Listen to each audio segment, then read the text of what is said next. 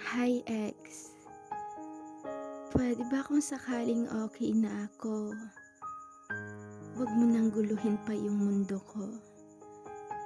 Kasi sobrang hirap ng pinagdadaanan ko simula nung iniwan mo ako.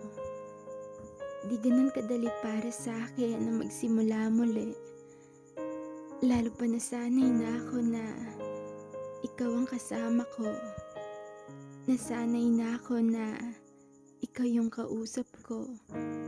Kaya puwede ba pakiusap ko lang sa'yo, please lang, huwag ka nang magpaparamdam. Huwag ka nang magpaparamdam kung sasaktan mo lang din naman. Huwag ka nang mangangamusta. Kasi ako na magsasabi sa'yo na hanggang ngayon, nasasaktan pa rin ako. Nasasaktan pa rin ako sa pagkawala mo.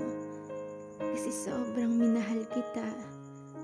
Kaya di talaga madali para sa'kin na kalimutan ka. Ang mga alaala nating dalawa ay di basta-basta mabubura. At dahil sa mga alaala na 'to, ay nahihirapan akong mag-move on sa'yo. Kaya pakiusap ko lang sa'yo, tulungan mo ako na tanggapin na tapos na tayong dalawa. Eto lang yung pakiusap ko sa'yo.